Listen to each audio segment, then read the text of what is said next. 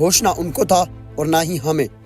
आज़ादी भी मिली, संविधान भी बना, कई सरकारें आई, कई चली भी गई, लेकिन किसी ने भी उनकी सुध लेने की कोशिश नहीं की, जिसने हमारी इस आज़ादी के लिए अपनी जिंदगी तक कुर्बान कर दी। कोई कहता है उनकी मौत प्लेन क्रैश होने से हुई है, तो कईयों का कहना है कि उनकी मौत नहीं हुई, लेकिन इसे किस्मत का खेल ही कहा जाए या फिर उनकी बदकिस्मती कि अभी तक उनकी मौत की पुष्टि नहीं हुई है। मैं आपको बताने जा रहा हूँ सुभाष चंद्र बोस जी के बारे में कुछ ऐसे तथ्य हैं जो हम में से अधिकतर लोगों को मालूम नहीं। मैं हूँ बकलोल और आप देख रहे हैं लालटेन। Let's start. Number 1, Azad Hind फौज का गठन करके अंग्रेजों के नाक में दम करने वाले फ्रीडम फाइटर सुभाष चंद्र बोस का जन्म 23 जनवरी सन 1897 को उड़ीसा के कटक शहर में हुआ था।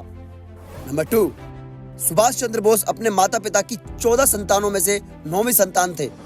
नंबर 3, सुभाष चंद्र बोस ने भारतीय स्वतंत्रता संग्राम के सेनानी भगत सिंह की फांसी रुकवाने का भरसक प्रयास किया। उन्होंने गांधी जी से कहा कि वो अंग्रेजों से किया अपना वादा तोड़ दे, लेकिन वो भगत सिंह को बचाने में नाकाम रहे। उनके पिता का सपना था कि सुभाष आईसीएस बने। उन्होंने अपने पिता की यह इच्छा पूरी भी की। सन 1920 की आईसीएस परीक्षा में उन्होंने 4था स्थान पाया, मगर सुभाष का मन अंग्रेजों के अधीन काम करने का नहीं था। 22 अप्रैल 1921 को उन्होंने इस पद से त्यागपत्र दे दिया। नंबर 5, सन 1933 में उन्हें देश निकाला दे दिया। 1934 में पिताजी की मृत्यु पर तथा 1936 में कांग्रेस के एक अधिवेशन में भाग लेने के लिए सुभाष चंद्र बोस 2 बार भारत आए, मगर दोनों ही बार ब्रिटिश सरकार ने उन्हें गिरफ्तार कर लिया और वापस देश से बाहर भेज दिया। नंबर 6, सबसे पहले गांधी जी को राष्ट्रपिता कहकर सुभाष चंद्र बोस जी ने ही संबोधित किया था। नंबर 7, सन 1938 में सुभाष चंद्र बोस कांग्रेस के अध्यक्ष हुए। अध्यक्ष पद के लिए गांधी जी ने उन्हें चुना था। गांधी जी तथा उनके सहयोगियों के व्यवहार से दुखी होकर अंततः सुभाष चंद्र बोस ने 29 अप्रैल 1939 को कांग्रेस अध्यक्ष पद से त्यागपत्र दे दिया। नंबर 8, एक समय ऐसा था जब लौह पुरुष सरदार पटेल ने सुभाष चंद्र बोस के खिलाफ मामूली संपत्ति के लिए मुकदमा किया था, जबकि सच्चाई ये थी कि वो केवल गांधी के सम्मान में सुभाष को नीचा दिखाना चाहते थे। नंबर 9, अपने जीवन काल में नेताजी को कुल 11 बार कारावास की सजा काटनी पड़ी।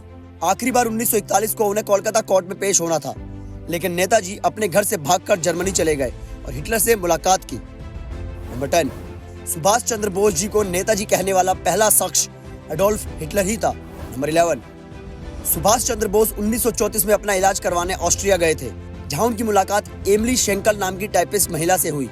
नेताजी इस महिला से अपनी किताब टाइप करवाने के लिए मिले थे। इसके बाद नेताजी ने 1942 में इस महिला से शादी कर ली। नंबर 12, नेताजी ने दुनिया की पहली महिला फौज का गठन किया था। नंबर 13, नेताजी की मौत के संबंध में अब तक मिले साक्ष्यों के आधार पर नेताजी की मौत 18 अगस्त 1945 को ताइहोकू एयरपोर्ट पर उनके विमान के क्रैश होने से हुई थी। हालांकि इस बारे में पुख्ता जानकारी अभी तक आम लोगों के लिए जारी नहीं की गई है। यह तथ्य आज भी फाइलों में दफन है।